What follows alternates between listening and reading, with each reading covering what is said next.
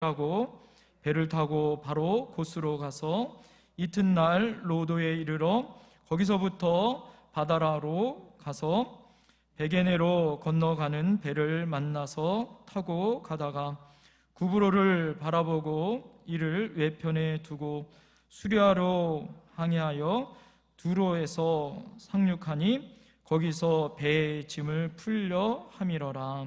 아멘.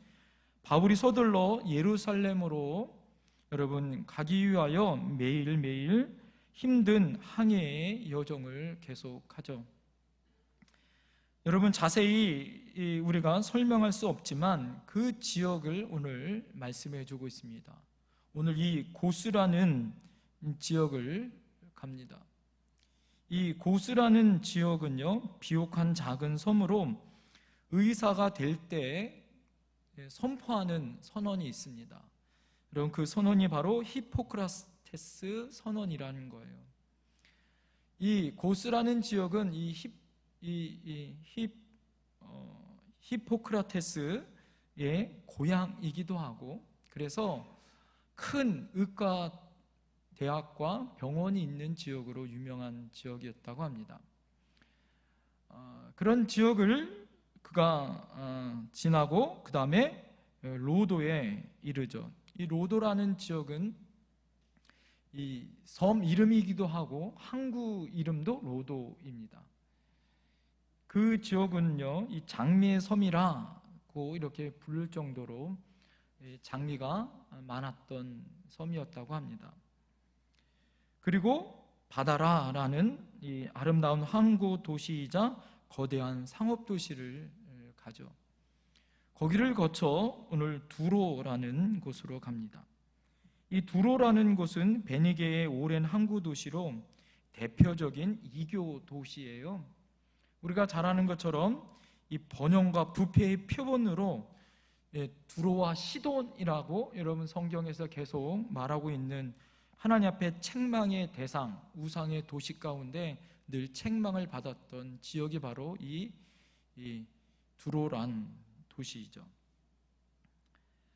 거기에서 이제 그 바울이 아름다운 작별을 하고 또 그들과 또 다른 만남을 거기서 갖습니다. 바울은 에베소 교회의 장로들에게 우리가 알듯이 밀레도에서 작별을 하고 지금 배를 타고 다시 두로까지 온 거 아니겠어요? 자, 그럴 때 에베소 교회의 장로들과 그들이 작별할 때에 성경을 보면 이 작별하고라는 말이 나오죠. 에베소 교회의 장로들과 이 작별할 때 히브리 원어를 살펴보니까 그들이 서로 부둥켜 안고 울면서 그들이 기도하잖아요. 이 작별할 때 원어는요, 어떤 사람이 또는 물건으로부터 분리한다는 이 뜻이 그 안에 담겨 있어요. 그래서 두 사람을 억지로 떼어낸다라는 이 뜻을 가지고 있는 이 아포란 뜻이 이 말로 되어 있어요. 그러니까 이 에베소 교회의 장로들과 밀레도에서 헤어질 때 얼마나 이 서로 헤어지고 싶지 않은 그런 마음이 얼마나 컸었겠어요. 그리고 그것이 마지막인 것처럼 그들에게 고별 설교를 하고 떠나는 바울의 마음과 그 바울을 떠나보내는 에베소 교회의 장로들의 마음이 작별한다라는 말 안에 억지로 헤어진다라는 표현으로 남아 있어요. 바울은 예루살렘으로 가기 위해서 어떤 상황이든지 지체하지 않았습니다. 아까 말하는 이 로도라는 섬은 아름다운 장미섬임에도 불구하고 쉬지 않았던 것 같아요. 계속해서 예루살렘을 향하여 전진하는 모습 가운데 바울이 있었습니다. 어찌 보면 목숨을 잃을지 몰라요. 또 어떠한 상황을 만날 수 있을지 아무도 장담하지 못하는 어려운 가운데 그가 예루살렘을 향하여 떠납니다. 에베소 교회의 장로들 역시 힘든 여정인 것을 알았기에 그를 떠나보낼 때의 마음이 얼마나 힘들었을까요? 그래서 밀레도에서 고스로, 고스에서 로도로, 로도에서 바다라로, 또 바다로에서 오늘 두로까지 배를 타고 계속해서 예루살렘으로 재촉하여 갑니다. 자, 오늘 여러분 4절 한번 보세요. 자, 이 두로에서 어떤 일을 하냐? 자, 4절 한번 읽겠습니다. 시작. 제자들을 찾아 거기서 이레를 머물더니 그 제자들이 성령의 감동으로 바울더러 예루살렘에 들어가지 말라 하더라. 오랜 항구 도시였었던 이 두로에서 배에서 짐을 내리기 위해서 배가 항구에 정박하게 되어졌고, 그 사이에 바울은 제자들을 찾아다녔던 것 같아요. 여기서 제자들이란 바울이 직접 직계 제자들을 말하고 있다라고 하는 학자들도 있고, 어떤 학자들은 예수님을 믿고 있었던 신자들이었다라고 말하기도 합니다. 중요한 것은 뭘까요? 예수님을 믿고 있었던 사람들이 당시에 이 두로라는 우상의 도시에도 있었다라는 거죠. 중요한 건 뭐예요? 바울이 그들을 찾아 뭐 했던 거예요? 만나 그리스도의 복음을 전할 뿐만 아니라 그가 가는 곳마다 그리스도의 복음을 전하고 예수 믿는 사람들을 격려하고 양육했다라는 것에 오늘 여러분 초점이 있어야 하는 거예요. 그가 두로에서 그냥 힘든 여정 가운데 쉰 것이 아니라 예수님의 사람들을 만나고 예수님의 제자들을 찾아가 뭐예요? 그리스도의 복음을 전하고 권면하는 하나님의 사역을 멈추지 않았다라는 것을 여러분 오늘 우리가 살펴봐야 한다라는 거예요. 자, 그런데 여러분 오늘 이 수소문 가운데 예수님의 제자들을 만나죠. 그리고 그 제자들을 만나고 난 다음에 어떤 일이 여러분 벌어집니까? 성령으로 서로 감동받는 일이 있죠. 뭘까요? 어떻게 해서 여러분 감동이 있었을까요? 제자들이 감동하여 예언하잖아요. 예루살렘으로 가지 말라고. 그 이전에 어떤 일이 있었죠? 바울이 그들을 찾아갔다라는 것을 우리가 주목해야 되는 거예요. 하나님의 만남은요, 하나님의 은혜는 뭘까요? 찾아가는 것에 은혜가 있는 거예요. 배려하는 것, 제가 여러분 언젠가 말씀드렸죠. 예수님의 부활 사건 이후에 예수님이 실패하고 고향으로 갔었던 제자들에게 먼저 찾아가신 것. 배려가 뭐냐? 먼저 하는 거예요. 먼저 찾아가는 거죠. 빌립보 교회가 어떻게 여러분 생겼습니까? 유럽의 최초의 빌립보 교회가 어떻게 생겼어요? 루디아를 어떻게 만났습니까? 바울이 기도하러 찾아가서 만난 그 아름다운 만남을 통하여 아름다운 역사가 나타난 거 아니에요? 먼저 찾아가는 거예요. 오늘 바울이 제자들을 찾아가 뭐 했어요? 그들을 찾아갔더니 하나님의 은혜로 만남이 있더라. 할렐루야. 여러분, 하나님의 은혜는 찾아갈 때 은혜가 있는 거예요.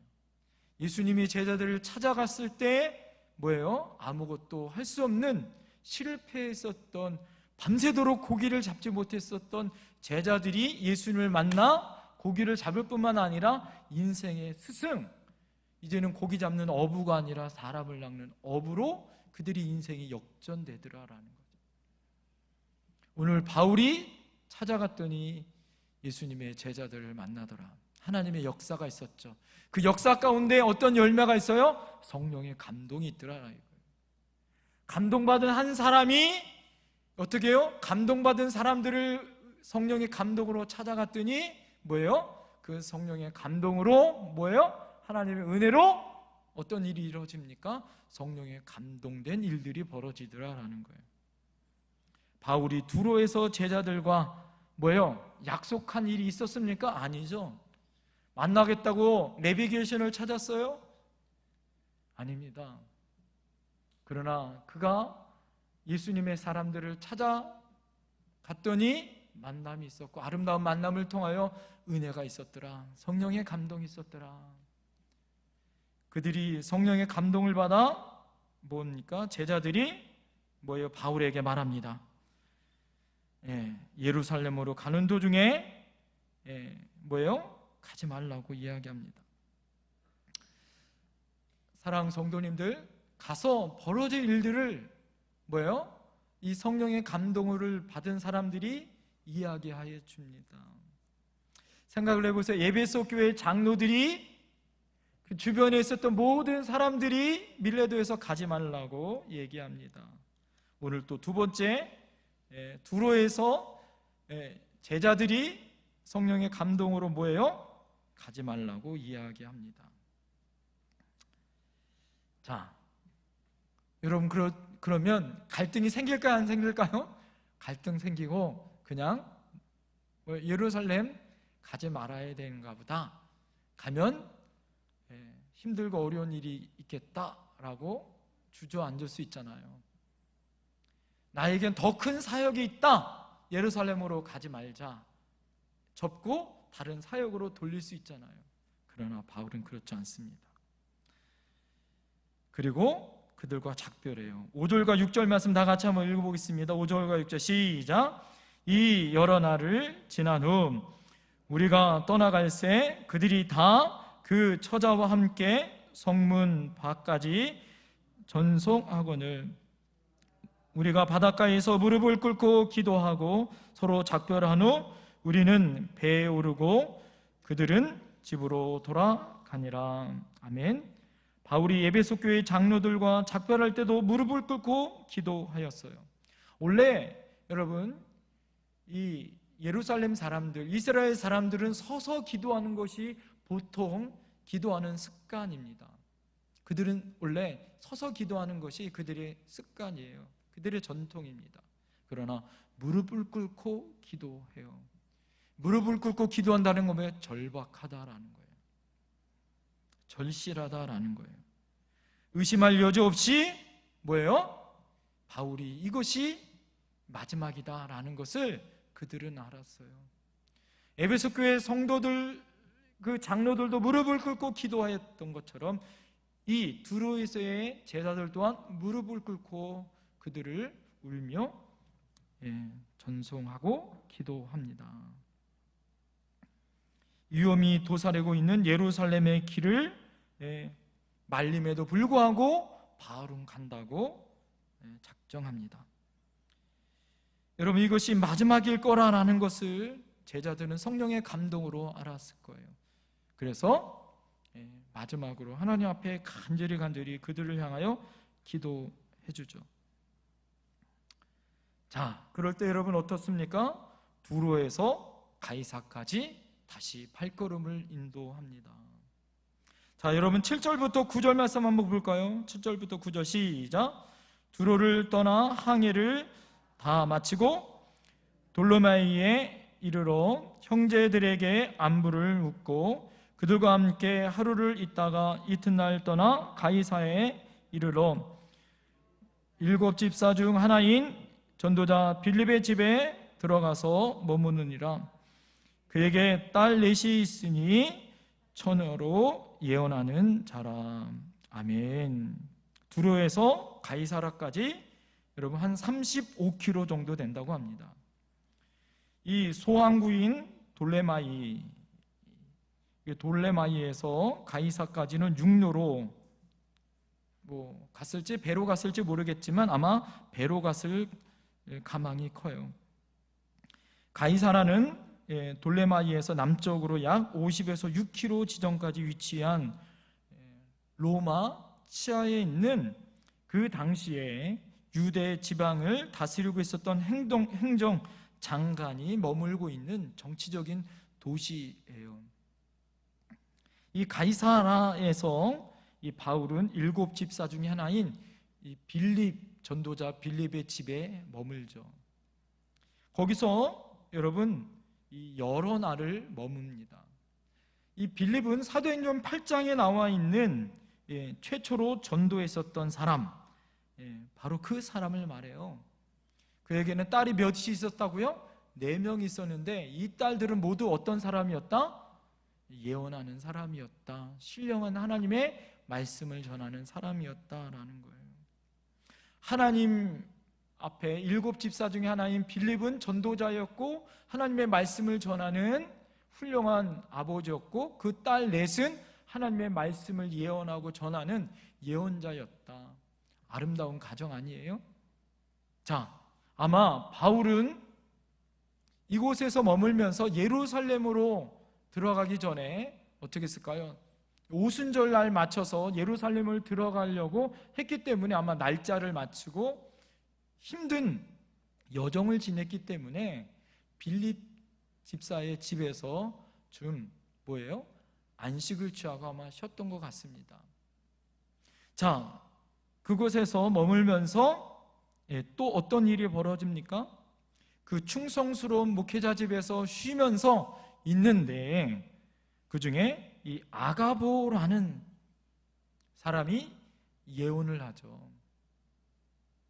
자, 오늘 생각을 해보세요. 예루살렘으로 바울은 가려고 하는데 계속해서 하나님의 예언은 가면 안 된다, 가면 죽는다라고 예언을 계속 말하는데 오늘 이 가이사라에서 아가보라는 사람이 예언을 합니다. 자, 여러분 10절과 11절 말씀 한번 볼까요? 10절과 11절 시작. 여러 날 머물러 있더니 아가보라 하는 한 선지자가 유대로부터 내려와 우리에게 와서 바울의 띠를 가져다가 자기 수족을 잡아매고 말하기를 성령이 말씀하시되 예루살렘에서 유대인들이 이같이 이 띠 임자를 결박하여 이방인의 손에 넘겨주리라 하거늘. 바울이 이 빌립의 집에서 상당 기간 머물러 있는데 이 아가보라는 선지자가 등장합니다. 이 아가보라는 이 선지자는 사도행전 11장 28절에 온 세계에 기근이 있을 것을 예언했던 이 예언자예요. 아가보는 바울이 예루살렘으로 가면 체포된다. 그러면서 이 바울의 띠를 가지고 자기 손과 발을 묶고 바울이 이렇게 묶여서 이방인의 손에 넘겨질 거다라고 예언까지 합니다. 자, 여러분 바울은요 밀레도에 있는 장로들에게 그럼에도 불구하고 그가 뭐라고 고백했습니까? 예루살렘으로 갈 때 오직 성령이 각 성에서 내게 증거하여 결박과 환난이 나를 기다린다 하나. 그가 뭐예요? 나는 결코 쉬지 않고 가겠다라고 다짐했었던 그 다짐이 있었잖아요. 자신이 예루살렘에서 당할 그 고난을 바울이 이미 알고 있었던 것 같아요.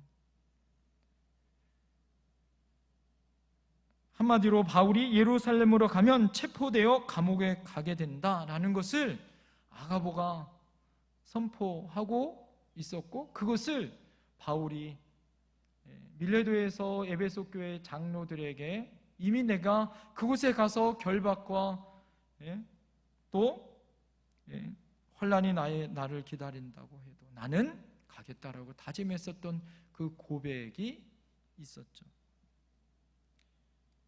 여러분 이 아가보의 예언을 전해들은 바울의 일행과 가이사라에 있는 성도들 그 반응은 어땠을까요? 바울을 사랑한다면 여러분 어떻게 됐을까요? 제가 여러분들 만약에 그런 선교지로 제가 간다면 여러분 어떻게 할까요? 목사님 잘 가세요 그리고 빠이빠이 하고 보낼 거 아니면 막을 거예요? 그냥 모른 체 할 거예요? 여러분 바울을 사랑한다면 그 일행이라면 어떻게 할까요? 12절에 보니까 우리가 그 말을 듣고 그곳 사람들과 더불어 바울에게 예루살렘으로 올라가지 말라 권하니. 여러분, 그 성도들이 바울과 모든 사람들이 합세하여 만류하고 있어요. 여기 권한다 라는 말은 이 표준 세번역 성경을 보니까 간곡하게 만류했다라는 거예요. 제발 가지 말라고 아주 간곡하게 말했다라는 거예요. 두로에 있는 성도들도 바울의 예루살렘 행을 말렸어요.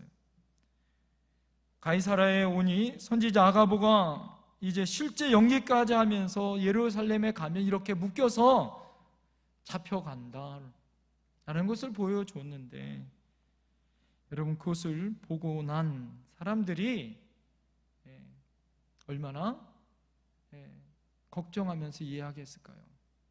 생각을 해보세요. 바울이 예루살렘으로 간다고 하였을 때 모든 사람들이 반대하였어요. 밀라도에 있는 에베소 교회 장로들도 반대하였고, 두로에 있었던 예수님의 제자들도 반대하였고, 또 오늘 이 아가보 사람들도 반대하였어요. 그쯤 되면 어떻게 할까요? 접어야 되는 거 아니겠습니까? 여러분, 어떻게 할까요? 여러분 같으면 어떻게 할까요? 가야 돼요? 말아야 돼요? 고집 부리고 가야 됩니까? 아니면 말아야 됩니까? 우리 이렇게 생각할 수 있잖아요. 더 큰 사역이 있고 더 큰 하나님의 사역을 할 수 있는데 굳이 예루살렘으로 가서 잡혀서 죽을 수 있는 상황인데 가야 되냐고. 다른 선교지를 개척하고 당신이 그렇게 소망했었던 스페인도 가야 하고 땅끝까지 그리스도의 복음을 전해야 하는 사명이 있는데 굳이 예루살렘으로 가서 체포되는 상황과 결박당하고 옥에 갇혀야 되는 상황, 그 상황이 기다리는데 가야 되냐고. 다른 길이 있지 않겠냐라고 여러분 그렇게 말하지 않을까요? 오늘 여러분, 우리가 그래서 무엇을 선택해야 될까요? 생명이냐 사명이냐, 이것을 우리가 선택해야 돼요. 에어컨 좀 꺼주시겠어요? 하나님의 은혜 가운데 여러분, 우리 안에 사명의 길을 걸어가야 할까요? 나의 생명의 길을 걸어가야 할까요? 오늘 사도 바울은 사명의 길을 걸어갔어요. 왜 그랬을까요?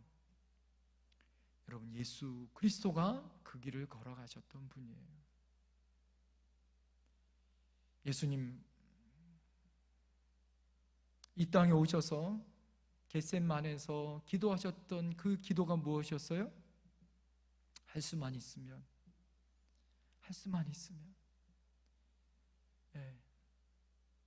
얼마나 힘드셨으면 예수님이 그런 기도를 하셨겠어요?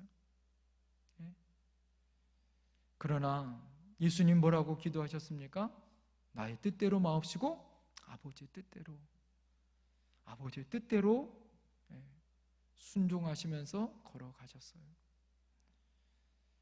사도 바울도 몰랐을까요? 알았겠죠. 성령이 계속해서 뭐라고 얘기합니까? 밀라도에 있는 모든 사람들, 두로에 있었던 성령의 감동을 받았던 사람들, 아가보 선지자가 예언하고 또 예언하고 그러면서 뭐라고 얘기해요? 그렇구나, 내가 가면 이제 하나님 앞에 순종하고 옥에 갇히고 또 하나님의 은혜 가운데 내가 죽는 그 순간까지 와도 나는 나의 사명을 내가 다해야 되겠구나, 나는 사명을 쫓아 행했다라는 거예요. 여러분, 믿음이 뭘까요? 믿음은 우리의 이성을 뛰어넘어요. 우리의 계산을 뛰어넘어요. 우리의 사랑, 용서, 우리의 가치, 이 모든 것은 뭐예요? 어떻게 우리가 구원을 받을 수 있어요? 예수 그리스도가 우리를 어떻게 대신하여 십자가에 죽으실 수 있어요? 세상의 가치, 세상에 가지고 있었던 모든 것을 가지고 어떻게 그분의 생명과 나의 생명을 여러분 뒤바꿀 수 있어요? 네, 죄와 예수님의 생명을 어떻게 바꿀 수 있어요? 세상적인 계산으로 여러분 어떻게 합니까? 교회가 세상의 가치, 세상의 모습으로 우리가 산다면 교회가 존재할 이유가 없죠. 세상은 뭐예요? 세상은 얼마나 뭐예요? 얼마나 계산이 빠르고 얼마나 세상의 사람들이 세상의 모습대로 평가하고 바라봅니까? 그러나 우리는 그렇게 될 수 없어요. 왜 그럴까요? 예수님이 사명을 쫓아 사셨습니다. 바울 사도는 사명을 쫓아 사는 사람이었어요. 세상의 계산, 세상의 가치, 세상 것으로 계산하는 사람이 아니었습니다. 그가 예수님을 만나 그 모든 것을 배설물로 여겼던 사람이에요.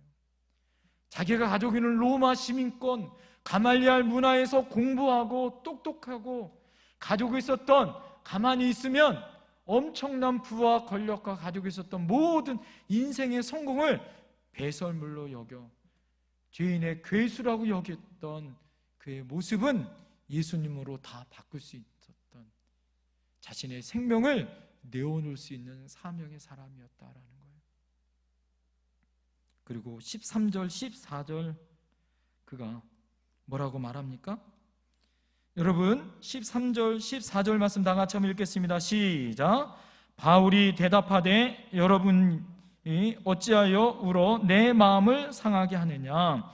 나는 주 예수의 이름을 위하여 결박당할 뿐 아니라 예루살렘에서 죽을 것도 각오하였노라 하니 그가 고난을 받지 아니하므로 우리가 주의 뜻대로 이루어지리다 하고 그쳤노라.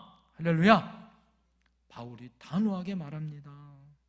나는 주 예수의 이름을 위하여 결박당할 뿐만 아니라 예루살렘에서 죽을 것도 각오하였다. 바울은 누구의 이름으로 산 거예요? 예수의 이름으로 살았다라는 거예요. 사랑하는 성도님들, 우리가 이 세상에서 어떻게 살아야 할까요? 무엇 가지고 살 수 있습니까? 세상에 얼마나 똑똑한 사람 많고 돈 많은 사람 많고 얼마나 권력 가지고 누리고 그거 가지고 권세 가지고 알량한 거 가지고서 건불 30년, 이제는 여러분 어떻게 해요? 대통령 5년 지나고 나면 지방선거 끝나면 낙동강 오리알처럼 떨어지는 인생, 이름도 기억하지 못하는 사람들로 전락해버리는 그 권력 가지고 사람들이 얼마나 목숨 걸고 여러분들 그거 가지려고 얼마나 노력하고 애쓰고 그렇게 삽니까? 그런데 여러분, 바울은요 뭘 가지고 살았어요? 따라합니다. 예수 이름으로, 주 예수 이름 가지고 산 거예요. 할렐루야. 여러분, 우리가 세상을 이길 수 있는 단 하나, 오직 주 예수 이름이에요. 할렐루야. 우리가 주 예수 이름밖에 없는 거예요. 세상을 이길 수 있고 세상을 정복할 수 있고 세상에서 이길 수 있는 것은 예수의 이름밖에 없는 줄 믿습니다. 여러분, 예수님이 사망 권세를 이기셨어요. 할렐루야. 예수님이 죽음을 이기시고 부활하시고 어둠의 권세를 깨트리셨습니다. 할렐루야. 세상의 가치관, 세상의 기준, 세상에 가지고 있었던 모든 것을 뛰어넘으시고 품으시고 테텔레스타이 다 이루었다라고 값을 지불하셨어요. 그분으로 우리는 사는 거예요. 바울은 여러분, 그래서 예루살렘으로 가서 내가 어떠한 일이 있어도, 내가 죽어도 나는 두렵지 않은 거예요. 사랑하는 성도님들, 우리가 그런 삶을 사는 존재들입니다. 그래서 우리는 어떤 존재냐? 따라합니다. 세상이 감당치 못하는 존재. 그래서 무서운 거예요. 그래서 세상에 있는 모든 정치가들, 세상에 있는 모든 사상가들, 세상에 있는 모든 나라와 민족과 모든 세대들이 뭐예요? 기독교를 박해하고 예수 믿는 사람들을 박해해도 뭐예요? 지금까지 2000년 동안 뭐예요? 하나님의 생명에 예수 그리스도를 가지고 있었던 믿음의 사람들을 뭐예요? 결코 포기할 수 없게 다시 일으키고 다시 만들고 다시 세우고 교회가 세워지고 하나님의 사람들이 일어나는 거예요. 할렐루야! 여러분, 우리가 이 땅에서 어떻게 살아요? 예수 이름 가지고 사는 거예요. 할렐루야! 코로나19 2년 1개월 동안 얼마나 많이 힘들고 어려웠습니까? 카타콤에서 300년 동안 살았던 초대교회 성도들도 뭐예요? 예수 이름 가지고 버틴 거예요. 사랑하는 성도님들, 오늘 우리가 6월달 호국 보훈의 달입니다. 나라와 민족, 우리 믿음의 선배들이 여러분 우리 믿음을 어떻게 지켰어요? 교회를 어떻게 지켰고 우리 신앙을 어떻게 지켰습니까? 예수 이름 가지고 생명을 바치면서 지켰던 믿음이에요. 세상의 가치관, 세상의 평가들이 아니에요. 오늘 바울은 내가 사느냐 죽느냐 그것을 뛰어넘은 존재예요. 나는 사명을 따라 산다. 예수 이름 가지고 산다. 여러분, 우리가 오늘 이 생명 가지고 살았으면 좋겠어요. 할렐루야! 그럴 때 세상에 감당치 못하는 거예요. 오늘 우리 모두 다 그 하나님의 거룩한 백성들인 것을 믿고 승리하시는 저와 여러분들 되어야 할 줄 믿습니다. 기도하겠습니다. 오늘 이 시간에 여러분 결단하며 기도했으면 좋겠어요. 바울이 성령의 감동으로 어떻게 보면 3번씩이나 밀레도에서 에베소 교회 장로들이 반대하고 두로에서 성령의 감동받은 성도들이 가지 말라고, 아가보 선지자가 가지 말라고, 그렇게 가면 결박을 당하고 죽일 수 있다라고 말하고 있지만 바울은 오늘 그렇게 고백합니다. 어찌하여 우러내 마음을 상하게 하느냐? 나는 주 예수의 이름을 위하여 결박 당할 뿐 아니라 예루살렘에서 죽을 것도 나는 각오하였다. 나는 예수 이름으로 죽을 것도 각오하였다. 사랑하는 성도님들, 우리가 그런 존재들이에요. 우리가 오늘 하루를 살아도 예수를 가지고 사는 거예요. 세상의 사람들은 얼만큼 열심히 돈 많이 버느냐, 주식이 어떠냐, 내 통장에 공이 몇 개냐, 이것 가지고 시비가 엇갈려요. 내 자녀손들이 어떻게 되느냐, 좋은 차, 좋은 집, 내 건강이 어떠냐, 이것이 가지고 있는 복이라고 이야기합니다. 그러나 오늘 바울 사도는 우리에게 분명히 얘기해주고 있어요. 나는 예수 이름 가지고 사명을 쫓아 산다고. 사랑하는 성도님들, 우리는 그런 존재들입니다. 예수 이름 가지고 사는 사람들이에요. 여러분, 무엇이 두렵습니까? 무엇이 걱정이세요? 오늘 하나님 앞에 결단하며 기도했으면 좋겠습니다. 나는 예수 이름 가지고 살겠습니다. 어떠한 고난이 오고 어려움이 오고 어떠한 환경이 와도 나는 예수 이름 가지고 일어나겠습니다. 승리하겠습니다. 일어나겠습니다. 우리 주여 한번 외치고 간절히 결단하며 기도합니다. 주여,